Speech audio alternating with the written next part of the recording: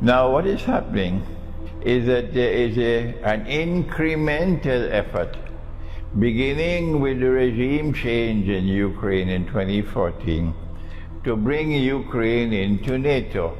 If Ukraine ever becomes a NATO member state, then Russia will have NATO on its very border. If NATO's missiles, nuclear missiles, can hit Moscow in a matter of minutes. This is not a security option that Russia is prepared to accept at all.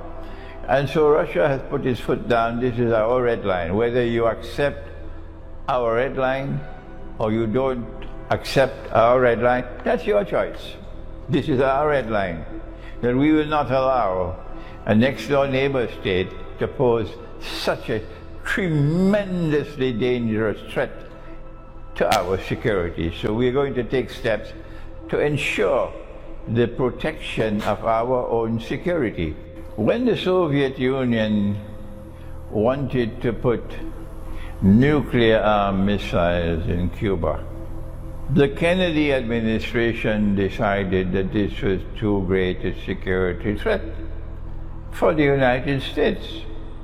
And so they put a quarantine around Cuba, that they would not allow any Soviet ships to enter Cuba without being searched, so that no nuclear missiles can be shipped to Cuba. And that was 1962, and the world watched. We were on the brink of nuclear war.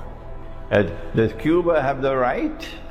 Does Cuba have the right to do what it wants on its own territory? At that time, the United States says, no, Cuba does not have the right to pose a significant threat to the United States.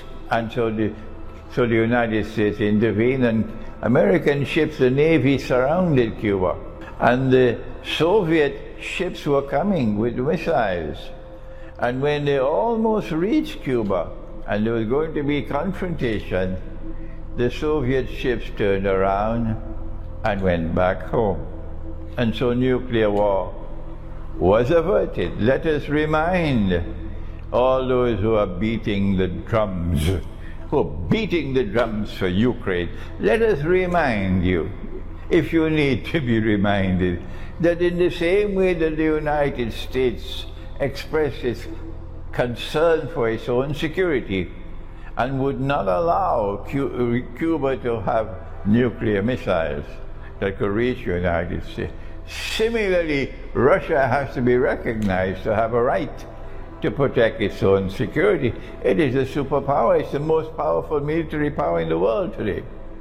And so that is the moral argument and the political argument for those who say, no, no, Ukraine has the right to do what Ukraine wants to do. Well, fine.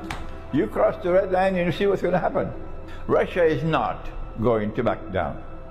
This is the first point I want to mention to you. So if these fools with a capital F in NATO decides to continue on this foolish path, they will take mankind to nuclear war, and they're the ones to be blamed for it.